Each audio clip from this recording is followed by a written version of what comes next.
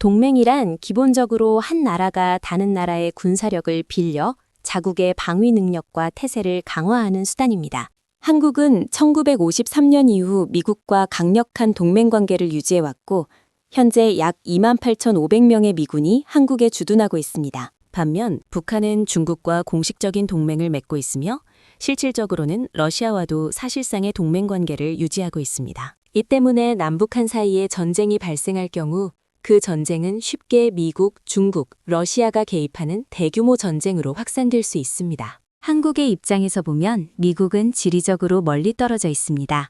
그러나 북한은 중국과 러시아와 육지로 직접 연결되어 있어 위기 상황에서 신속한 군사 지원을 받기 훨씬 유리한 위치에 있습니다. 더 나아가 북한, 중국, 러시아는 냉전 시기부터 이어져 온 강력하고 공격적인 이념적 토대 위에서 관계를 구축해왔습니다. 소련 붕괴 이후 러시아는 공식적으로 공산주의를 포기했지만 그 체제의 잔재는 여전히 남아 있습니다. 냉전에서 패배했다는 상실감과 피해의식, 그리고 서방에 둘러싸여 있다는 인식 속에서 러시아와 그 파트너 국가들은 강한 내부 결속을 보여왔으며 러시아는 이 결속을 강화하는 데 적극적으로 나서고 있습니다. 현재 러시아는 사실상 신냉전을 준비하는 모습인 반면 냉전에서 승리한 이후 자유민주 진영을 이끄는 미국과 그 동맹국들은 점점 안일해진 모습을 보이고 있습니다. 동맹의 결속이 강화되기보다는 경제 경쟁이 오히려 불신과 갈등을 키우고 있습니다. 다시 말해 미국은 약 30개에 달하는 유럽 국가들을 포함해 많은 동맹국을 보유하고 있지만 동맹의 단결력과 헌신 수준은 러시아가 주도하는 진영보다 오히려 약할 수 있습니다. 이 점이 러시아가 우크라이나 전쟁에서 계속해서 전략적 이점을 확보할 수 있었던 이유 중 하나입니다. 북한의 가장 오래되고 가장 강력한 동맹국은 중국입니다. 중국은 북한 체제가 위기에 처할 때마다 외교적, 경제적 지원을 제공하며 북한 정권의 생존을 도왔습니다. 양국의 동맹은 1961년 조약을 통해 공식화되었는데 이 조약에는 다음과 같은 내용이 담겨 있습니다. 최악국 중 어느 한쪽이 무력 공격을 받아 전쟁 상태에 처할 경우 다른 한쪽은 가용한 모든 수단을 동원해 즉각 군사적 및 기타 지원을 제공한다. 즉, 즉각적이고 전면적인 상호지원 의무가 명시되어 있는 것입니다. 중국은 과거에도 북한에 대해 강한 충성심을 보여왔습니다.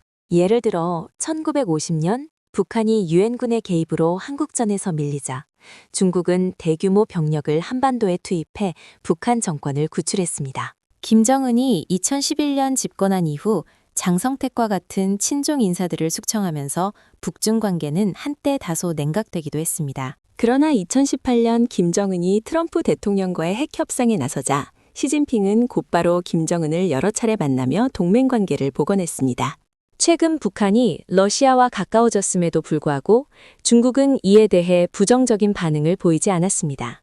중국은 여전히 북한을 동북아에서 미국의 영향력을 차단하는 전략적 완충지대로 인식하고 있으며 북한에 대한 지원을 계속하고 있습니다.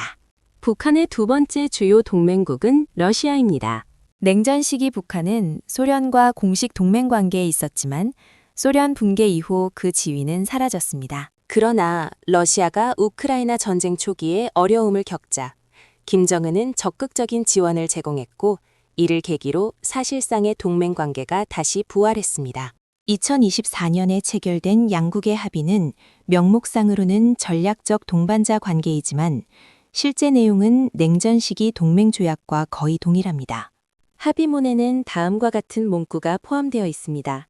어느 한쪽이 전쟁 상태에 놓일 경우 다른 한쪽은 지체 없이 가용한 모든 수단을 동원해 군사적 및 기타 지원을 제공한다. 이는 사실상 북중 동맹 조약과 동일한 수준입니다.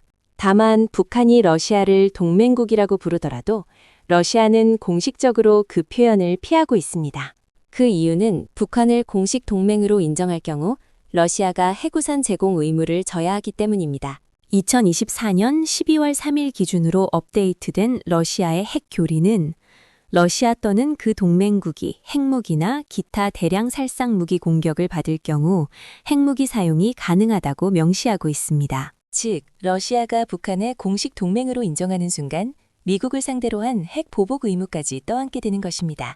그럼에도 불구하고 북한이 실제로 공격을 받는 상황이 발생한다면 러시아는 그 시점에서 북한을 동맹국으로 규정하고 대응에 나설 가능성이 큽니다. 미국과의 핵전쟁 위험조차 감수할 수 있다는 의미입니다.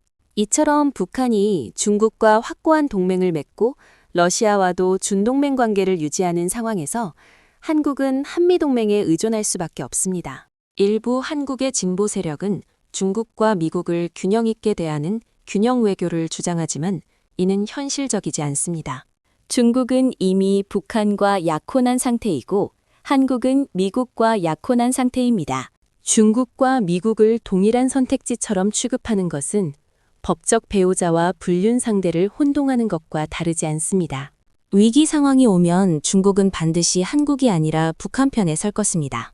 세계적으로 보면 북한은 한국보다 훨씬 작고 약한 국가입니다. 그러나 공산권 국가는 전통적으로 강한 충성심과 희생을 전제로 서로를 지원해왔습니다.